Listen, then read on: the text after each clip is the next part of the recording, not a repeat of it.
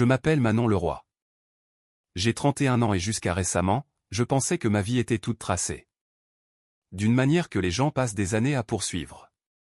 Pas parfaite, pas glamour, mais solide, prévisible dans le meilleur sens du terme. Le genre d'avenir qu'on peut imaginer assez clairement pour ne plus en avoir peur.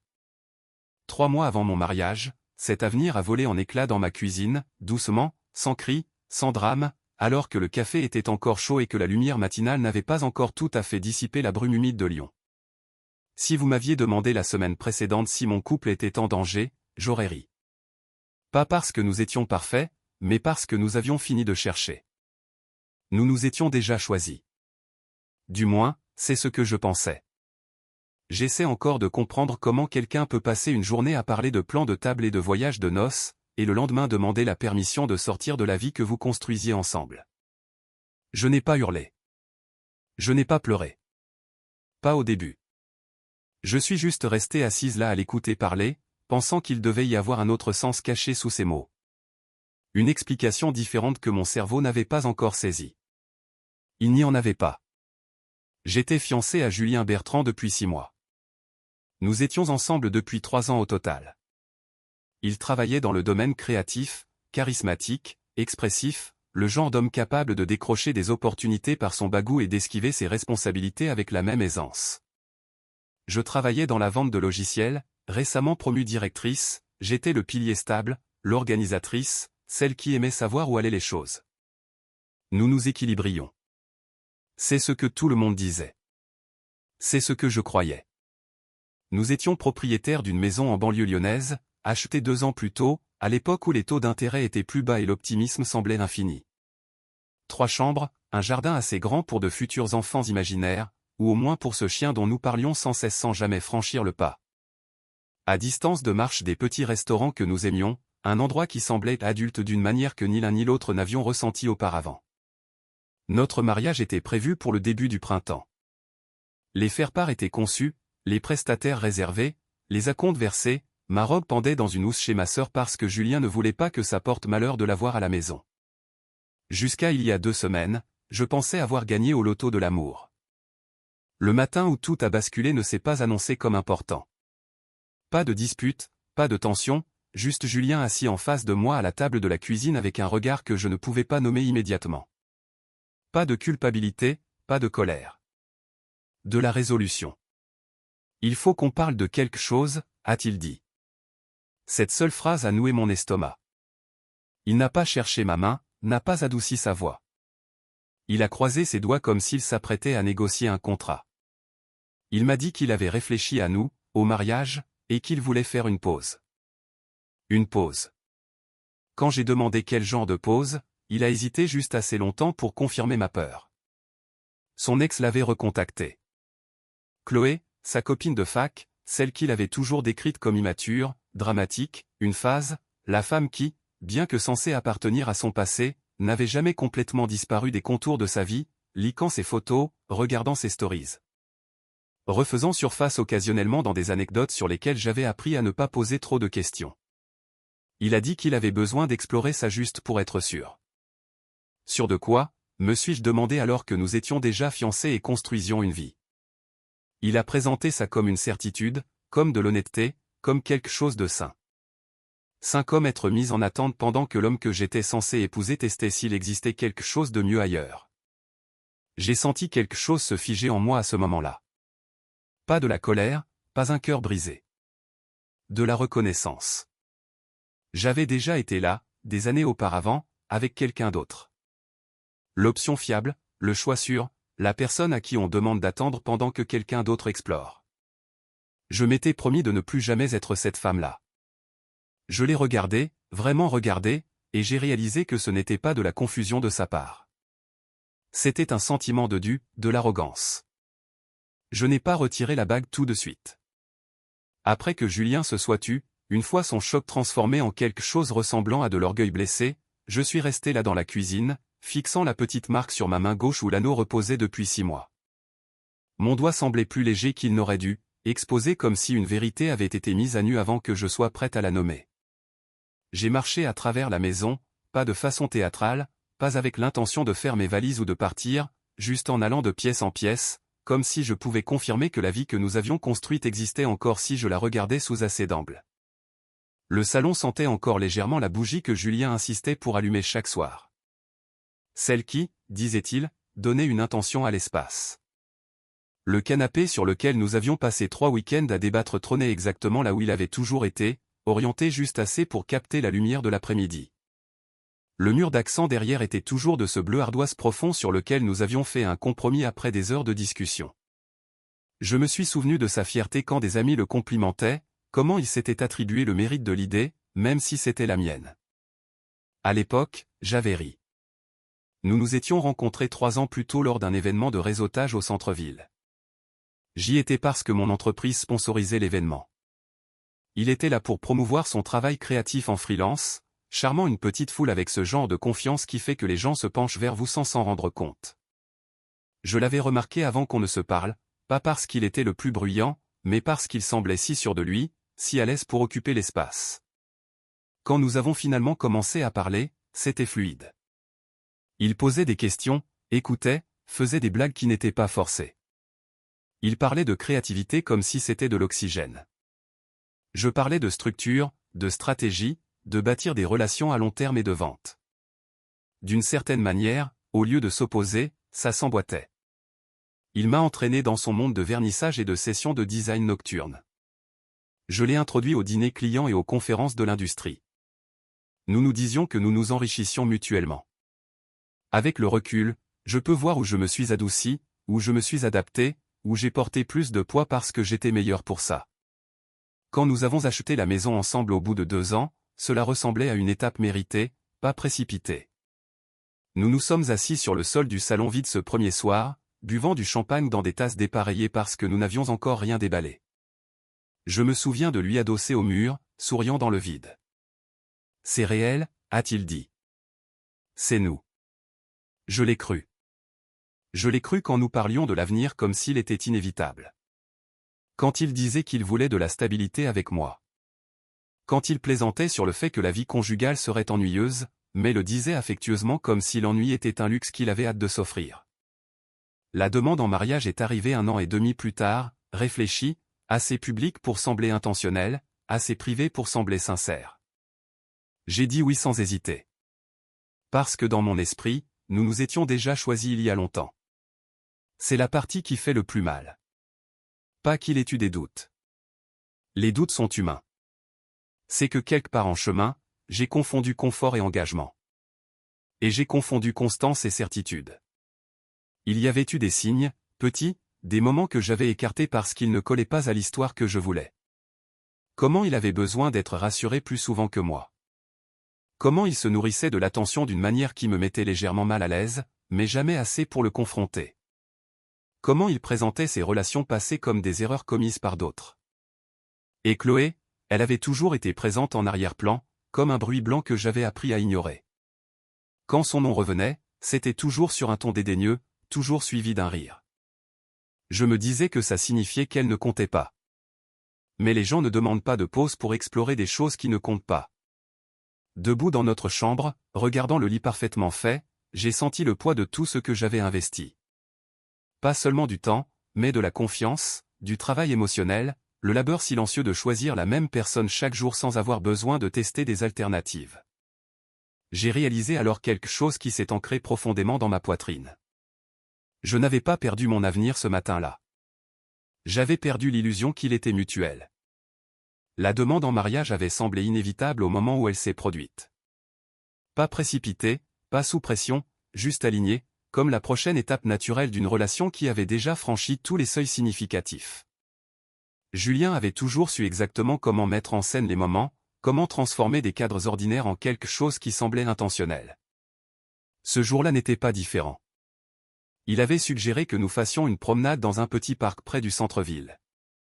Un de ces endroits nichés entre de vieux immeubles et des constructions plus récentes, où les arbres étaient assez matures pour offrir une véritable ombre et où les bancs faisaient face à juste assez de détails architecturaux pour sembler choisis plutôt qu'accidentels. Je n'y avais pas prêté plus d'attention que ça. Nous nous y promenions souvent. Il aimait la façon dont la lumière filtrait à travers les branches. J'aimais le fait que ce soit assez calme pour parler. Il était de bonne humeur ce matin-là, détendu, impliqué, parlant d'un nouveau projet qui le passionnait, analysant les choix de design comme il le faisait toujours. La théorie des couleurs, l'équilibre, comment les plus petits détails façonnent la perception sans que les gens ne s'en rendent compte. Je me souviens avoir pensé à quel point j'avais de la chance d'être avec quelqu'un qui se souciait si profondément de ce qu'il faisait. Nous nous sommes assis sur un banc au milieu du parc.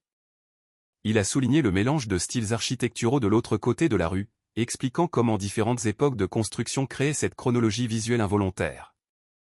Je regardais ses mains bouger pendant qu'il parlait. L'assurance dans sa voix, l'aisance.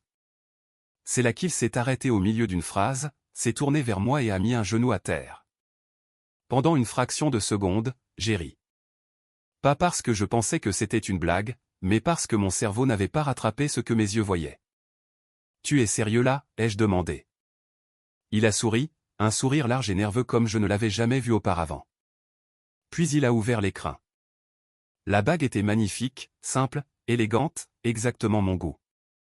Quelque chose que je pouvais porter tous les jours sans avoir l'impression que c'était elle qui me portait. Oui, ai-je dit avant même qu'il ait fini de demander. Oui, absolument oui. Il a ri alors, soulagé, m'a serré dans une étreinte si forte que je pouvais sentir son cœur s'emballer. Des gens à proximité ont applaudi. Quelqu'un a pris une photo. Cela ressemblait à un de ces moments dont on est censé se souvenir pour toujours. Pendant les mois suivants, nous avons vécu en mode préparation de mariage. Julien était totalement dans son élément, concevant les invitations, coordonnant les couleurs, parlant esthétique avec les prestataires comme s'ils étaient des collaborateurs plutôt que des contractuels. Il avait une vision, et le voir lui donner vie était impressionnant. Je gérais la logistique à laquelle il ne voulait pas penser, budget, calendrier, acompte, heureuse de soutenir le processus parce qu'il me semblait que nous construisions quelque chose ensemble. Il demandait mon avis, mais j'ai remarqué quelque chose alors que je n'ai pleinement enregistré que plus tard. Quand il était certain de quelque chose, il n'y avait pas de place pour la discussion. Quand il ne l'était pas, il avait besoin d'être rassuré constamment. Je me disais que c'était normal, que chacun aborde l'engagement différemment, que son besoin de validation ne signifiait pas un manque d'amour, mais de la peur. Et la peur est quelque chose que l'on traverse ensemble. La bague est devenue une partie de moi. J'ai cessé de la remarquer sur ma main. De la façon dont on cesse de remarquer quelque chose une fois qu'il nous appartient. Des amis ont commenté à quel point je semblais calme pendant les préparatifs. À quel point j'étais ancré. « Tu as l'air si sûr de toi », a dit ma sœur une fois en souriant. Je l'étais. C'était la différence entre nous. Je n'ai jamais eu besoin d'explorer des alternatives pour être certaine. Je n'ai pas eu besoin de tester mes sentiments contre l'attention de quelqu'un d'autre. Je n'ai pas eu besoin de comparaison. J'avais choisi. Avec le recul maintenant, je peux voir clairement le déséquilibre. Comment je me penchais vers l'avenir alors qu'il planait près de lui, assez près pour le toucher, mais gardant toujours un pied derrière lui. À l'époque, j'ai pris cette hésitation pour de la réflexion. Je pensais que ces questions signifiaient de la profondeur. Je n'ai pas réalisé que c'étaient des signaux d'alarme. La cuisine avait toujours été ma pièce préférée dans la maison. La lumière du matin entrait par les fenêtres juste sous le bon angle, réchauffant les comptoirs et adoucissant tout avant que la journée ne se réveille complètement. C'est là que nous avions nos meilleures conversations, où les plans se faisaient nonchalamment entre deux gorgées de café et les infos écoutées d'une oreille distraite sur le téléphone de l'un ou de l'autre. Ce matin-là semblait identique jusqu'à ce qu'il ne le soit plus. Je préparais le petit déjeuner, bougeant en pilote automatique, les œufs dans la poêle, le café qui passait, le rythme confortable de la routine. Julien s'est assis en face de moi, mais au lieu de sortir son téléphone ou de faire un commentaire sur le travail, il m'a juste regardé. C'était la première chose qui semblait bizarre. « J'ai besoin de te parler de quelque chose », a-t-il redit, plus lentement cette fois. J'ai posé la spatule et me suis assise face à lui, mon pouce accélérant malgré mes efforts pour rester calme. Qu'est-ce qui se passe? Il a pris une inspiration. Pas celle qui tremble, celle qui prépare. J'ai beaucoup réfléchi à nous, a-t-il dit. Au fait de nous marier. J'ai hoché la tête, attendant. Et je pense qu'avant de faire ça, nous devrions faire une pause. Ça y était. Le mot était posé entre nous, maladroit et indéfini. Une pause, ai-je répété prudemment. Comme du temps séparé? Oui, a-t-il dit. De l'espace. De la perspective. Dans quel but, ai-je demandé. Il a hésité juste assez longtemps pour confirmer mon pire soupçon. Chloé m'a recontacté. Ma poitrine s'est serrée. Elle a pensé à moi, a-t-il continué. À nous. Et honnêtement, j'ai pensé à elle aussi. J'avais l'impression d'observer la conversation depuis l'extérieur de mon corps. Comme si, en restant assez immobile, assez silencieuse, le sens se réorganiserait en quelque chose de moins dévastateur. Je pense, a-t-il dit, qu'avant de nous marier, je devrais explorer ces sentiments juste pour être sûr. Être sûr de quoi, ai-je demandé. De nous, a-t-il répondu rapidement. De ma décision. L'audace de la chose m'a frappé de plein fouet. Tu demandes de mettre notre fiançailles en pause, ai-je dit lentement. Pour que tu puisses voir si tu veux toujours de ton ex-copine? Ce n'est pas juste une question de sexe, a-t-il dit immédiatement. C'est une question de clarté. Ne veux-tu pas que je sois complètement certain avant de m'engager pour toujours? Je l'ai fixé. Parce que le truc, c'est que moi, j'étais certaine. Je l'étais depuis longtemps, et j'avais supposé bêtement que cette certitude était mutuelle. Combien de temps, ai-je demandé? Peut-être un mois, 2 au maximum. Et pendant ce temps, ai-je dit, qu'est-ce que je fais? Il a semblé presque soulagé que je ne sois pas en train de hurler. Attends, a-t-il dit. Pense à nous. Réfléchis. Ce sera bon pour nous deux. Attendre. Comme si j'étais un marque-page auquel il pouvait revenir après avoir fini un autre chapitre. Laisse-moi bien comprendre, ai-je dit. Tu veux que je reste assise ici, toujours fiancée à toi, pendant que tu cherches à savoir s'il existe quelque chose de mieux. Ce n'est pas juste, a-t-il dit. J'essaie d'être honnête au lieu de te tromper. Et j'essaie de comprendre comment l'honnêteté s'est transformée en arrogance, ai-je répondu. Il a commencé à parler plus vite alors, expliquant, justifiant, disant des choses comme peur de l'engagement, vieux sentiment, mieux vaut maintenant que plus tard, comme si ces phrases rendaient la demande raisonnable. Mais je le voyais clairement maintenant. Ce n'était pas de l'incertitude. C'était une demande de permission. J'ai pensé à chaque moment où je l'avais choisi sans hésitation. Chaque fois que j'avais coupé court à un intérêt extérieur parce que ça ne comptait pas. Chaque fois que je m'étais investi plus profondément au lieu de garder des options ouvertes. Et j'ai réalisé quelque chose de froid et d'indéniable. Non, ai-je dit. Il a cligné des yeux. Non, quoi? Pas de pause, ai-je répondu. Soit on se marie, soit on ne se marie pas. Si tu veux explorer d'autres personnes, alors c'est fini. La couleur a quitté son visage. Manon, ce n'est pas juste, a-t-il dit. Je t'aime. J'ai juste besoin d'être sûr. Et moi je suis sûr, ai-je dit doucement. Je suis sûr que je ne serai le plan B de personne. Il a commencé à pleurer alors, de vraies larmes, disant que j'étais déraisonnable, qu'il essayait de protéger notre avenir, qu'il ne voulait pas me tromper, que c'était dur pour lui aussi. J'ai écouté sans l'interrompre. Puis j'ai attrapé ma main gauche, j'ai fait glisser la bague et je l'ai posée doucement sur la table entre nous. Les fiançailles sont terminées, ai-je dit. Tu ne peux pas être sérieuse, a-t-il chuchoté. Très sérieuse. Le silence qui a suivi était plus lourd que n'importe quelle dispute que nous avions jamais eue. Je m'attendais à ressentir quelque chose de dramatique au moment où la bague a quitté ma main. Le choc, la dévastation, la panique. Au lieu de cela, ce que j'ai ressenti, c'était le calme, celui qui vient après une décision si claire qu'elle fait taire toute autre pensée. Julien fixait la bague sur la table comme si c'était un objet étranger, comme si elle l'avait trahi. Ses mains restaient suspendues inutilement sur ses genoux, incertaines de devoir attraper la bague, moi, ou rien du tout. Tu es impulsive, a-t-il fini par dire, la voix tremblante. On n'est pas obligé de faire ça maintenant. On l'a déjà fait, ai-je répondu. Il s'est levé et a commencé à faire les 100 pas, passant ses mains dans ses cheveux, parlant plus vite comme il le faisait toujours quand le contrôle lui échappait. Je demande juste de l'honnêteté, a-t-il dit. J'aurais pu mentir. J'aurais pu te tromper. Je ne l'ai pas fait. Ça ne compte pas pour quelque chose? Ça compte pour toi, ai-je dit. Pas pour moi. Il a arrêté de marcher. Tu vas vraiment tout jeter à la poubelle pour ça? La question a atterri différemment de ce qu'il prévoyait. Parce qu'à ce moment-là, j'ai compris quelque chose avec une clarté terrifiante. Je ne jetais rien. Je refusais de mendier ce qui aurait dû être donné librement. J'ai repensé à une relation que j'avais eue des années plus tôt, dont je parlais rarement. L'homme qui me disait qu'il m'aimait mais avait besoin d'espace. Qui me demandait d'attendre pendant qu'il se cherchait. Qui revenait toujours juste assez longtemps pour me garder investi, mais jamais assez longtemps pour s'engager. Je me suis souvenu à quel point je m'étais sentie petite. À quel point j'avais essayé d'être patiente. Comment je m'étais convaincu que la loyauté signifiait l'endurance.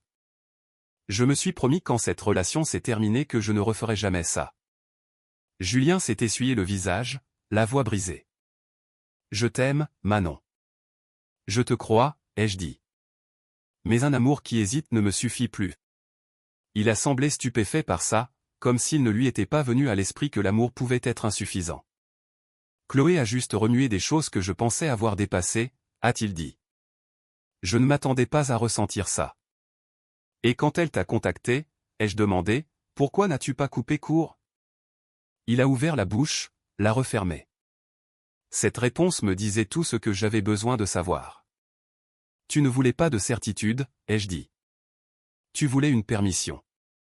Il a pleuré plus fort alors, disant qu'il avait fait une erreur, qu'il ne voulait pas me perdre, qu'il pouvait la bloquer, couper le contact, oublier toute l'histoire.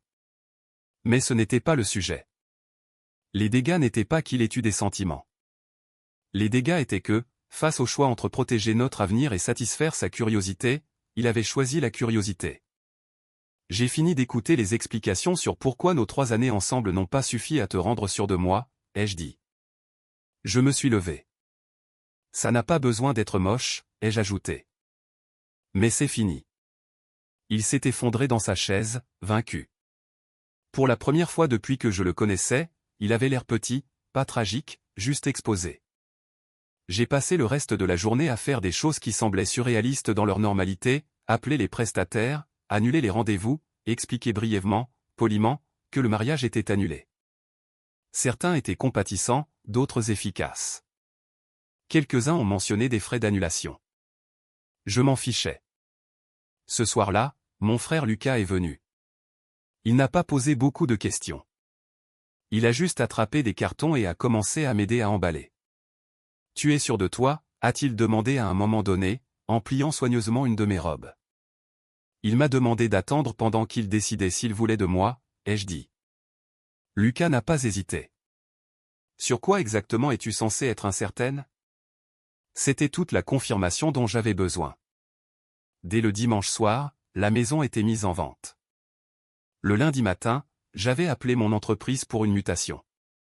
Il y avait un poste vacant à Bordeaux qui était libre depuis des mois. Pour la première fois depuis cette conversation dans la cuisine, j'ai ressenti quelque chose proche du soulagement. Pas parce que ça ne faisait pas mal, mais parce que je savais, sans le moindre doute, que je m'étais choisi moi-même. La vitesse à laquelle tout s'est effiloché m'a surprise moi-même. Une fois la décision prise, il ne restait plus d'hésitation à laquelle se raccrocher, pas de chagrin romancé, juste de la logistique, propre, brutale, nécessaire. L'annonce de la maison a été mise en ligne le dimanche soir. Dès mardi matin, 3 visites étaient programmées. Julien s'était retiré dans une version de lui-même que je reconnaissais à peine, plus silencieux, blessé, encore choqué que les conséquences soient arrivées sans demander sa permission. Il restait principalement dans la chambre d'amis, me laissant un espace que je n'avais pas demandé mais dont je n'avais plus besoin. Nous ne nous disputions pas. C'était la partie la plus étrange. Il n'y avait pas de confrontation dramatique, pas de concours de cris, juste un silence stratifié par la sourde compréhension que quelque chose de fondamental s'était brisé, et qu'aucun de nous ne pouvait le réparer sans faire semblant. J'ai appelé le photographe en premier, puis le fleuriste, puis le coordinateur du lieu. Chaque appel suivait le même script. Oui, le mariage est annulé. Non, pas de report. Oui, je comprends la politique. Quelques-uns ont présenté leurs condoléances. L'un d'eux a demandé si j'allais bien. Je les ai remerciés poliment et je suis passé à autre chose. Au 3e appel, ma voix a cessé de trembler. Lucas a pris 3 jours de congé sans rien demander. Il s'est pointé avec du café, des cartons et ce genre de compétences tranquilles qui rendaient tout gérable.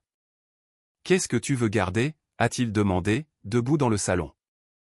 J'ai regardé autour de moi les meubles que nous avions choisis ensemble. Les tableaux. Le tapis sur lequel Julien avait insisté parce qu'il manquerait la pièce. Pas grand-chose, ai-je dit. Nous avons donné la plupart des affaires à des associations. Ce n'était pas de l'amertume, c'était de la clarté. Je ne voulais pas transporter les souvenirs d'une vie qui m'avait demandé de rétrécir des parties de moi-même juste pour la garder intacte.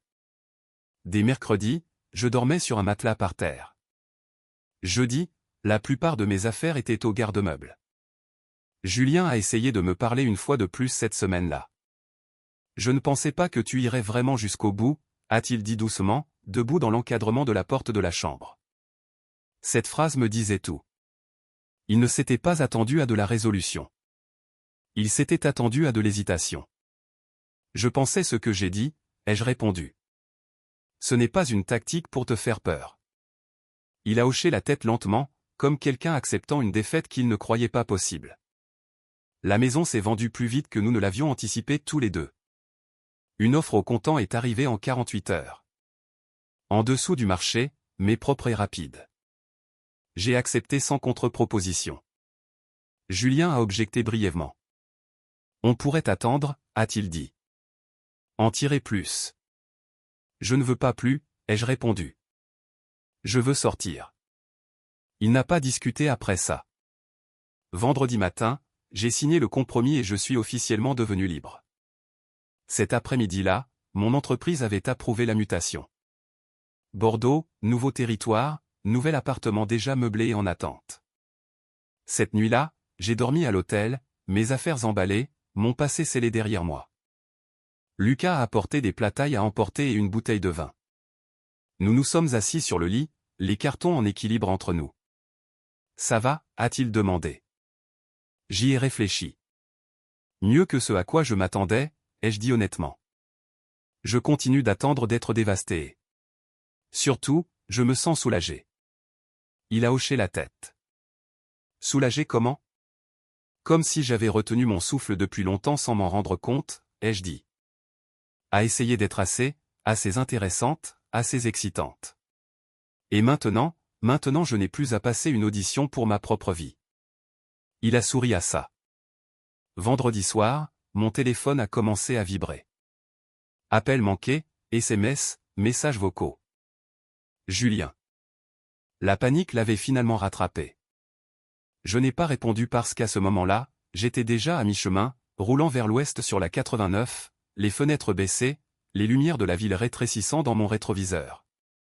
Et pour la première fois depuis des mois, je ne regardais pas en arrière.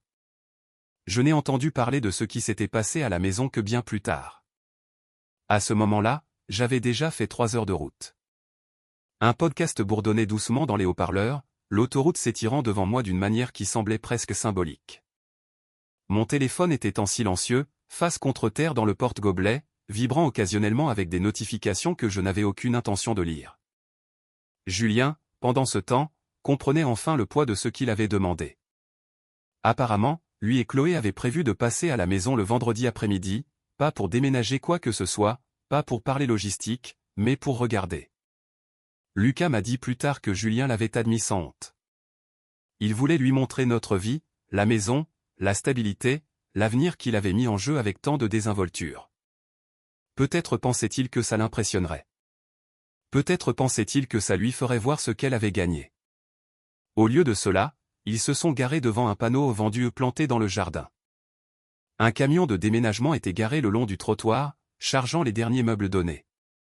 La maison, notre maison, n'était plus à lui pour l'offrir à qui que ce soit. C'est là que les appels ont commencé. Messages vocaux d'abord, puis SMS, puis appels manqués empilés si étroitement qu'ils se confondaient. Je les ai écoutés des jours plus tard, seul dans mon nouvel appartement. La curiosité l'emportant sur la retenue. Je pensais que tu essayais juste de me faire peur. Je ne pensais pas que tu partirais vraiment.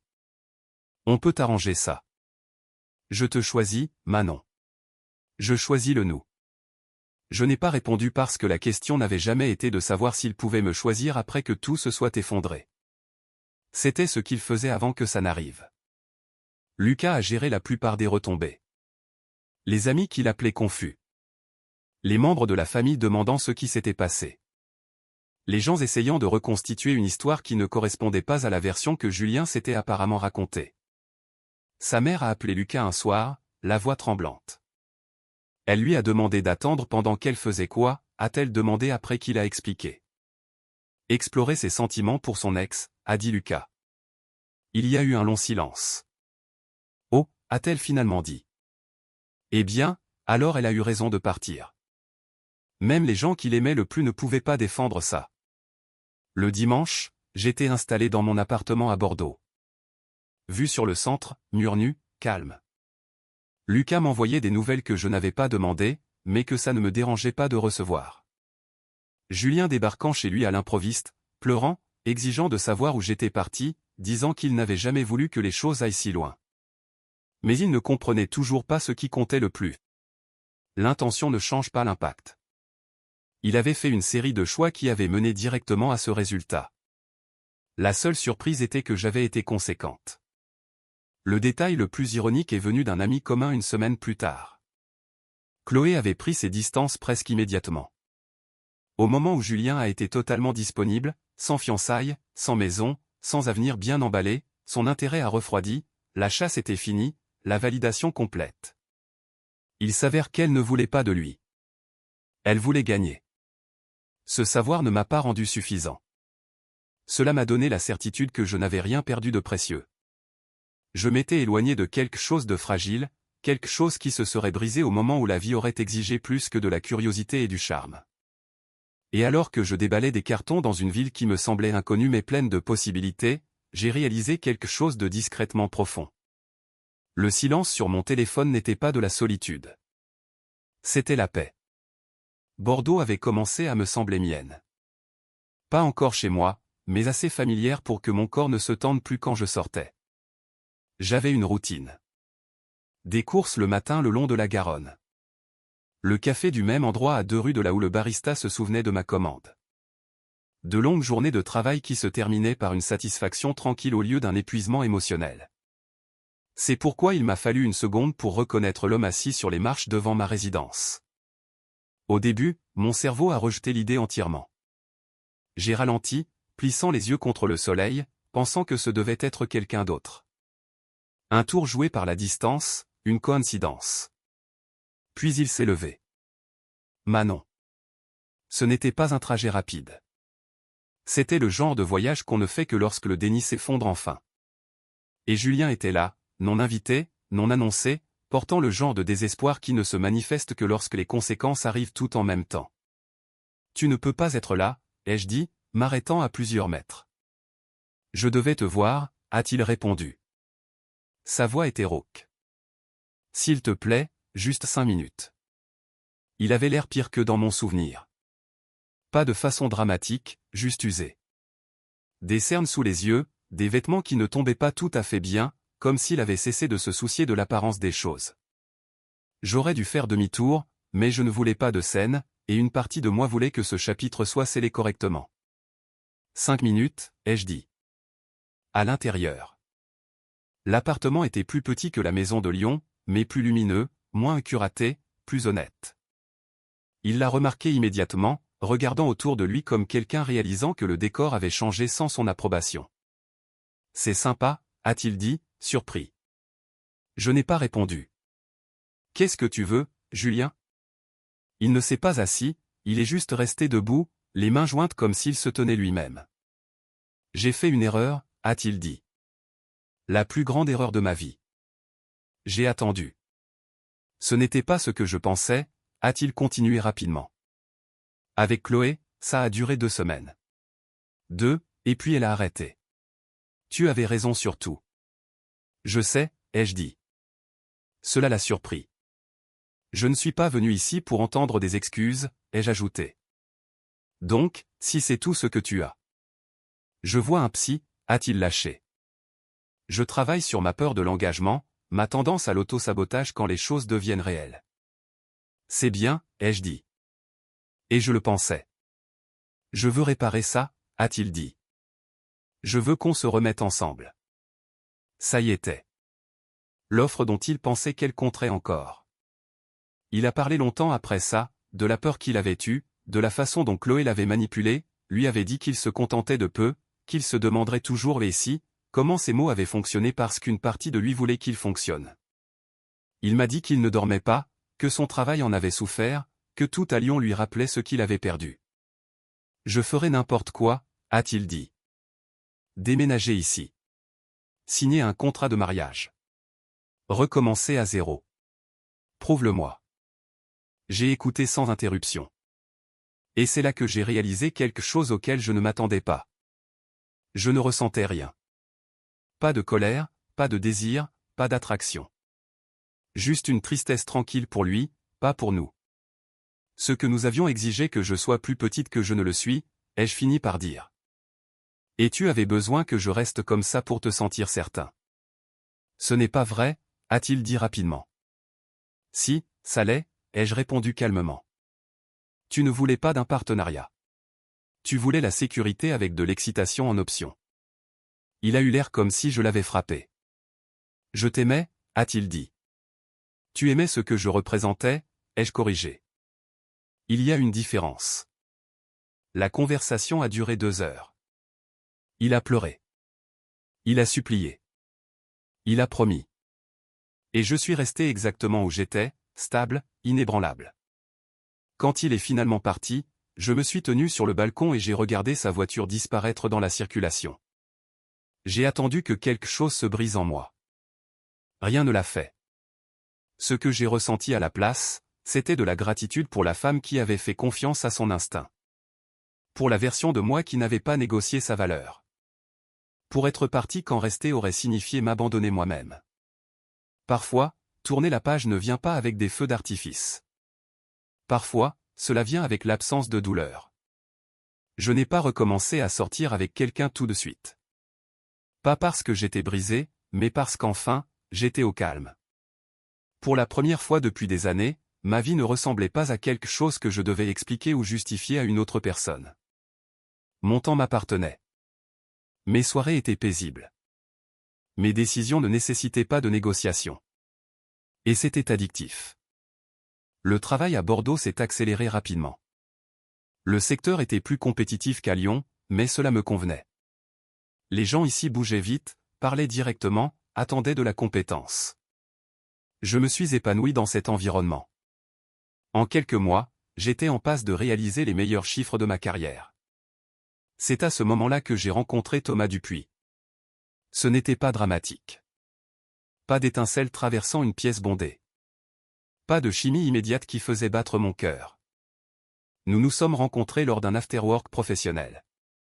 Ironique vu comment ma dernière relation sérieuse avait commencé, mais la différence était immédiate. Thomas n'était pas en représentation. Il n'essayait pas d'impressionner. Il était simplement présent. Il travaillait aux opérations pour une entreprise tech en pleine croissance au centre-ville. Pragmatique, observateur, calme d'une manière qui ne réclamait pas l'attention, mais la méritait. Nous avons parlé pendant près d'1 heure avant même que je ne remarque combien de temps s'était écoulé. Quand il m'a invité à sortir, il n'y a pas eu d'hésitation, pas d'ambiguïté, pas d'énergie du type on verra où ça mène, juste de la clarté. Sortir avec lui semblait stable, pas ennuyeux, pas prévisible. Stable de la façon dont le sol ferme semble stable après des années à marcher sur quelque chose qui se dérobait sous vos pieds. Je lui ai parlé de Julien assez tôt. Pas en détail, pas avec amertume, juste assez pour être honnête. Quand j'ai fini, Thomas a secoué la tête une fois et a dit « Dieu merci, il t'a rendu ce service ». C'était tout. Pas de défensive, pas de jalousie, pas de questions intrusives déguisées en inquiétude. Il n'avait pas besoin de rivaliser avec mon passé parce qu'il n'était pas incertain de sa place dans mon présent. Cette différence a tout changé. Je ne me demandais pas si j'étais assez. Je ne surveillais pas mon ton. Je ne m'ajustais pas pour garder quelqu'un d'intéressé. J'étais choisi délibérément, constamment, sans condition. C'est là que ça m'a frappé, toute l'énergie émotionnelle que je dépensais avant juste pour maintenir l'équilibre dans une relation qui ne reposait jamais complètement sur un sol solide. L'amour n'est pas censé ressembler à un entretien d'évaluation. Avec Thomas, ce n'était pas le cas.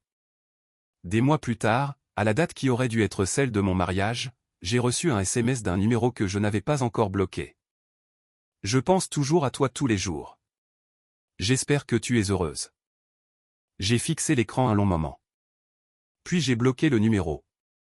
Certaines conversations ne méritent pas de réponse.